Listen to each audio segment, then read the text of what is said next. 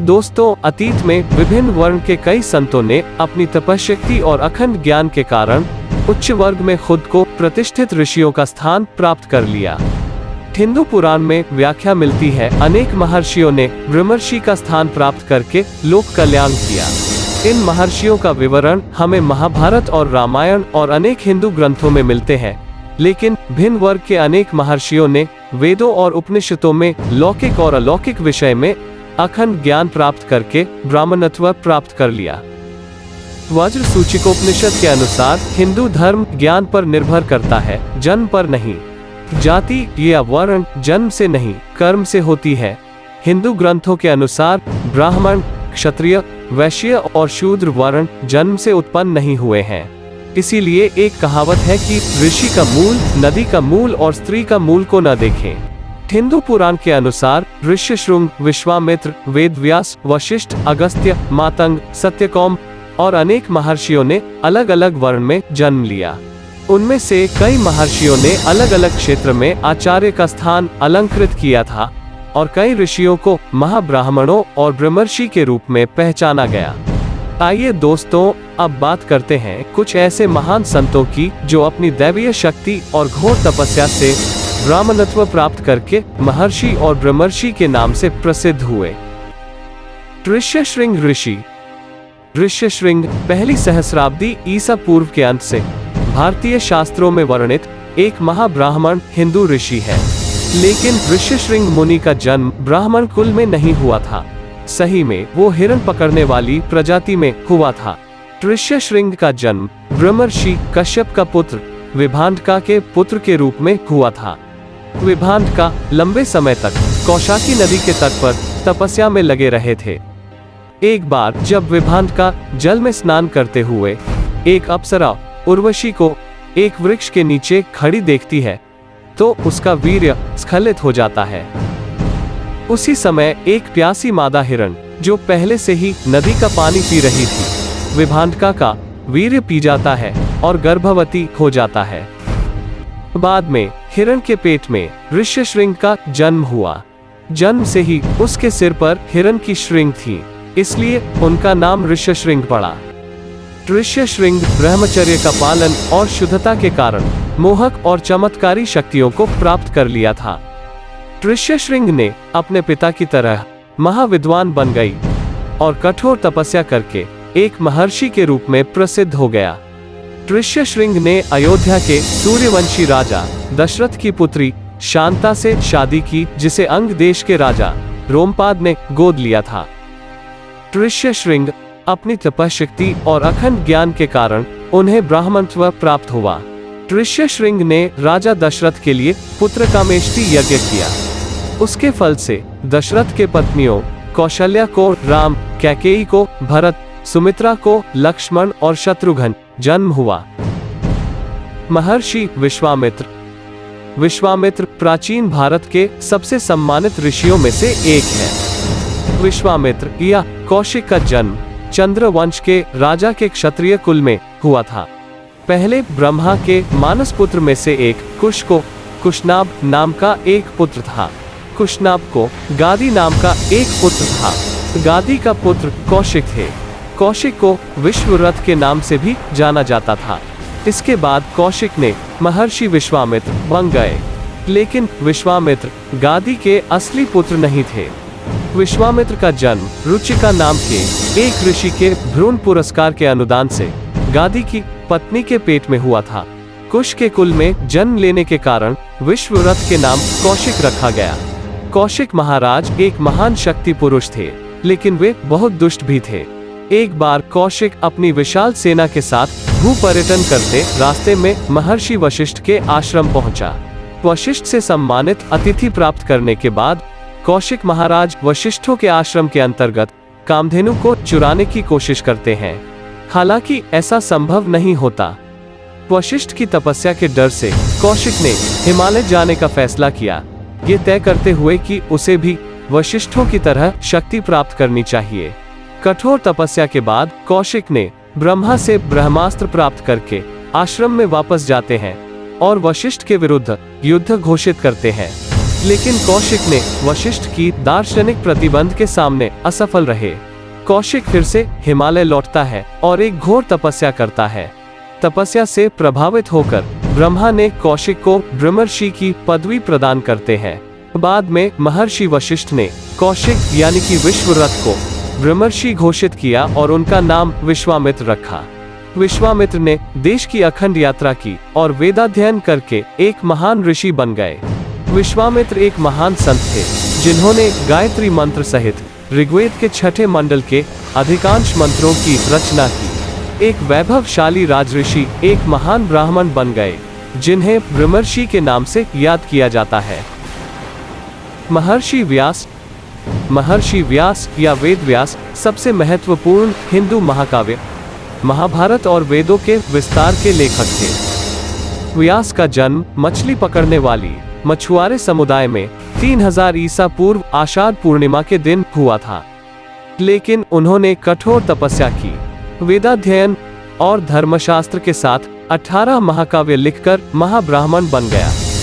प्राचीन काल के अनुसार जब महर्षि पराशर ने यमुना नदी के एक द्वीप की यात्रा की तो उन्होंने एक मछुआरे की बेटी मत्स्यगंधा या सत्यवती को देखते हैं।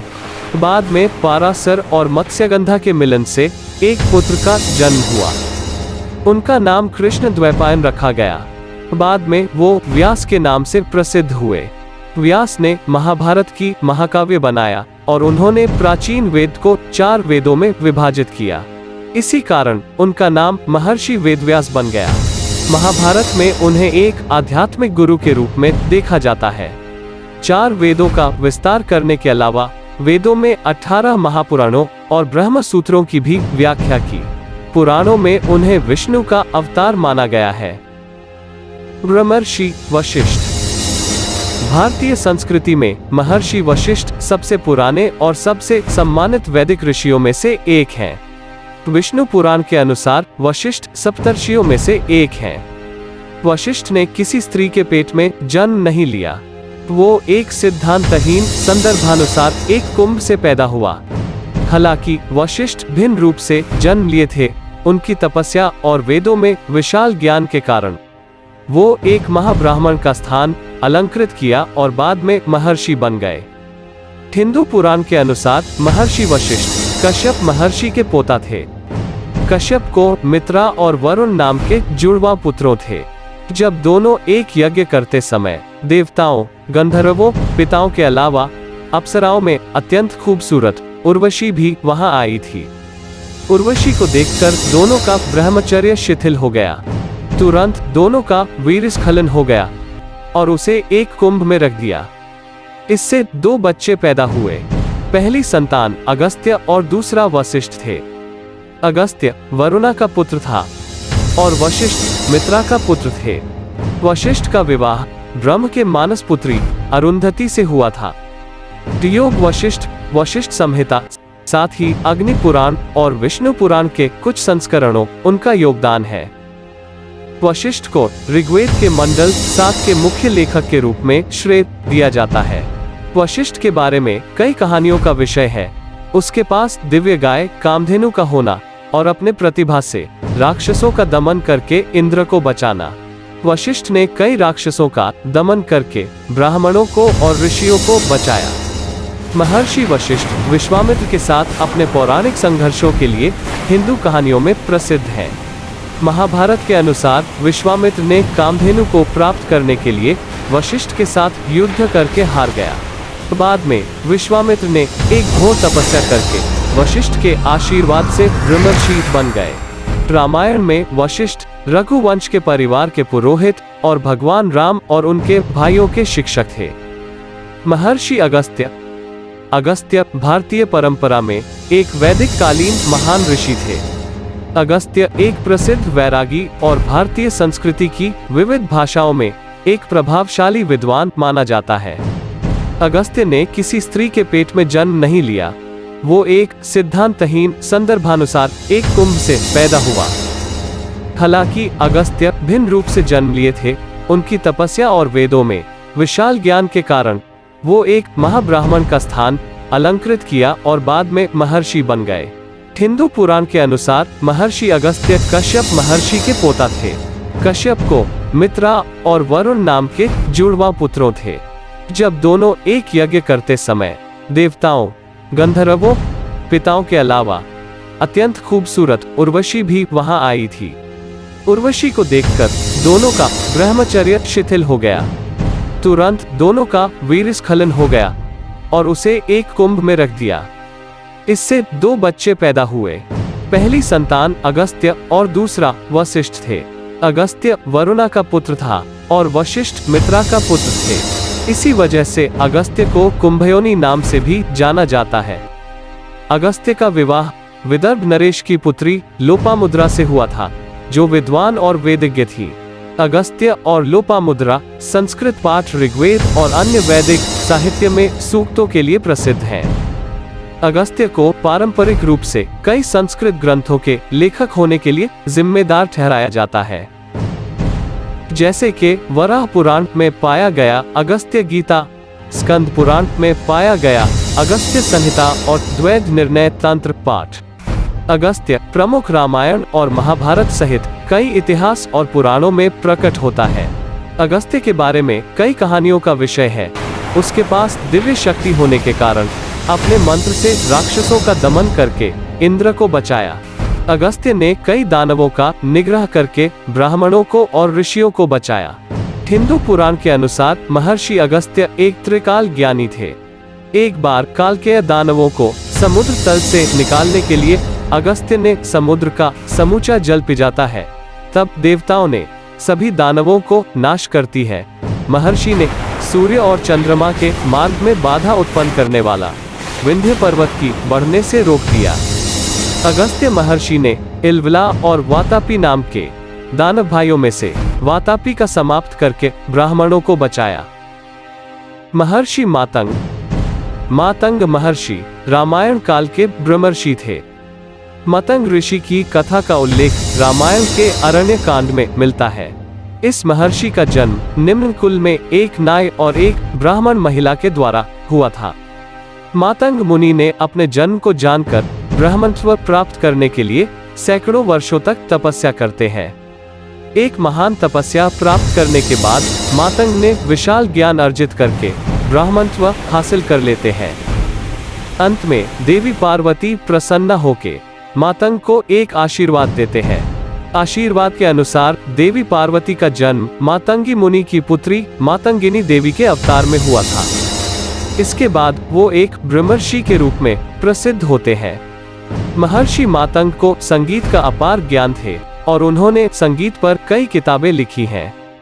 महर्षि मातंग ने मातंग पर्वत या ऋषिमुख पर्वत प्रदेश में अपना आश्रम बना लिया था, जो रामायण के किष्किंधा कांड में उल्लेख है।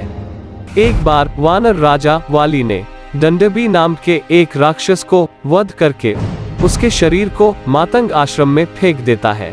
दानव के क्षतिग्रस्त शरीर के अंग आश्रम में गिरने से क्षेत्र अपवित्र हो जाता है। इससे क्रोधित होकर मातंग महर्षि ने आश्रम में आने पर वाली का नाश होने का श्राप दे दिया। रामायण में उल्लेखित शबरी मातंग मुनि का सेवा करके एक वरदान प्राप्त किया था। उसके अनुसार शबरी अपने बुढ़ापे की उम्र में मातंग मुनि के आश्रम में श्री राम के दर्शन करते हैं। महर्षि सत्यकौम जाबाल। सत्यकौम एक वैदिक ऋषि थे। सत्यकौम के बारे में कहा जाता है कि उन्होंने ब्राह्मणवाद की सच्ची और शुद्ध प्रकृति का अनुभव किया था। सत्यकौम जबाल नाम की एक महिला का पुत्र था, लेकिन उसको अपने पिता के बारे में कोई जानकारी नहीं थी। बहुत कम उम्र में सत्यकौम ऋषि ब्राह्मण की प्रकृति के बारे में उत्सुक थे। वो धर्म और तपस्या के तरीकों के बारे में जानने के लिए उत्सुक थे।